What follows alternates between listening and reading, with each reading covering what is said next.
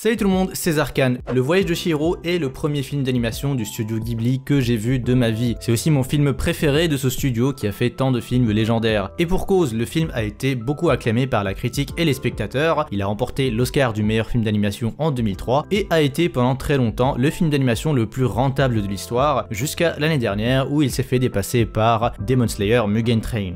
Voilà, c'est juste une info, vous en faites ce que vous voulez. Mais si je vous disais qu'il y avait un sens caché derrière l'histoire du voyage de Chihiro, que le film était une métaphore pour quelque chose de beaucoup plus choquant que tout ce qui a pu se passer dans le film. Et je vous préviens, si vous aimez le voyage de Chihiro et que vous voulez pas que je ruine le film pour vous, c'est maintenant ou jamais. Mais bon, je sais que vous allez rester bande de petits coquins.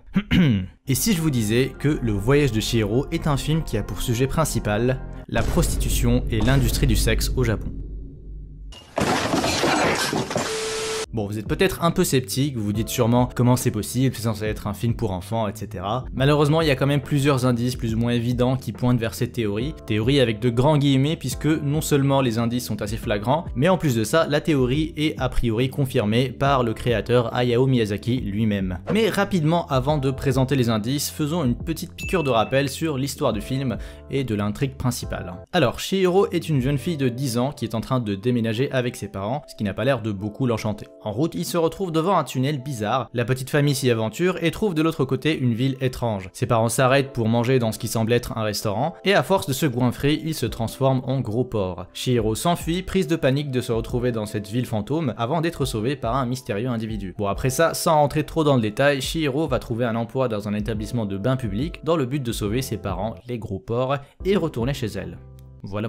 Et c'est donc à partir de là que l'histoire du film commence vraiment et qu'on commence à apercevoir les premiers indices. Je vais donc vous présenter 3 indices majeurs dans le film qui confirment cette théorie. C'est parti. Indice numéro 1, Chihiro change de nom. Alors, dans l'histoire, après que ses parents se soient transformés en gros porcs, Chihiro se retrouve dans un établissement de bain public. Elle demande ensuite un travail à la sorcière qui gère l'établissement en échange de la liberté de ses parents. En faisant ça, la sorcière oblige aussi Chihiro à changer de nom. Elle s'appellerait donc à présent Sen. Ce détail est important car c'est quelque chose d'assez commun chez les prostituées, de changer de nom lorsqu'elles commencent à exercer, soit pour avoir une sorte de nom de scène, ou tout simplement par souci de discrétion. En plus de ça, il était assez commun avant au Japon, et peut-être un peu aujourd'hui, que certaines filles se prostituent pour payer les dettes de leurs parents, ce qui rejoint l'objectif de Chihiro dans le film, à savoir sauver ses parents de l'emprise de la sorcière. Indice numéro 2, le bain public est un bordel. Le bain public dans lequel travaille Chihiro n'est peut-être pas juste un bain, et c'est déjà assez suspicieux que les clients ont tous l'air d'être des hommes ou avoir des traits masculins. Bon, un peu d'histoire. L'époque Edo est une subdivision traditionnelle de l'histoire du Japon qui se déroule entre 1600 et 1800 environ. Durant cette époque, il existait plusieurs établissements de bains publics qui offraient également des services supplémentaires de nature sexuelle à leurs clients. Ces établissements ressemblaient en général à ça.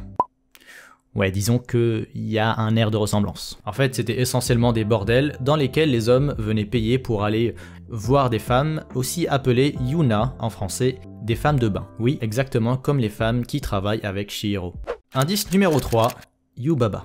Bon, revenons sur notre histoire de bain public, qui était donc globalement des bordels. Eh bien à l'époque, ce genre d'établissement était géré en grande majorité par des femmes, y compris la gérante de l'établissement, celle qui gère un peu tout et qui recrute les nouvelles femmes pour y travailler. Cette gérante avait un nom particulier, elle se faisait appeler Yubaba. Alors ce nom vous dit certainement quelque chose si vous avez vu le film, puisque c'est le nom de la sorcière qui gère le bain public dans lequel travaille Chihiro. Cette même sorcière qui l'a recruté pour travailler dans son établissement et qui l'a forcé à changer de nom. Voilà, c'est un peu l'indice le plus flagrant. C'est aussi subtil que si un film qui faisait la métaphore du mouvement nazi avait un des personnages qui s'appelait Adolf Hitler. Ouais.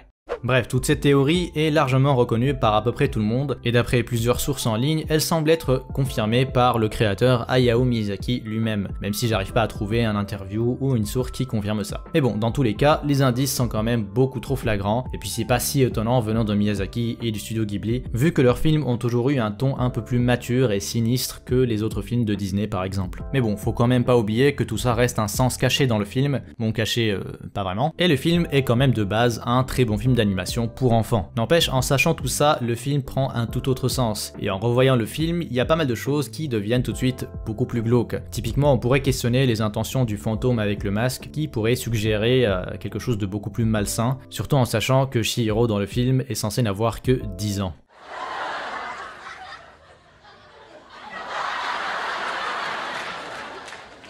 Oh my En tout cas, et pour ma part, savoir tout ça me fait encore plus apprécier le film, mine de rien, et je vous conseille d'ailleurs de le voir si par malheur vous l'avez pas encore vu, ou tout simplement de le revoir après avoir découvert tout ça. Il est disponible sur Netflix, donc allez-y, foncez. N'hésitez pas à partager cette vidéo à d'autres personnes qui ne sont pas au courant de tout ça, surtout si vous voulez les traumatiser et ruiner le film pour eux un petit coup. N'hésitez pas aussi à liker et à vous abonner si ce n'est pas déjà fait. Bref, à la prochaine.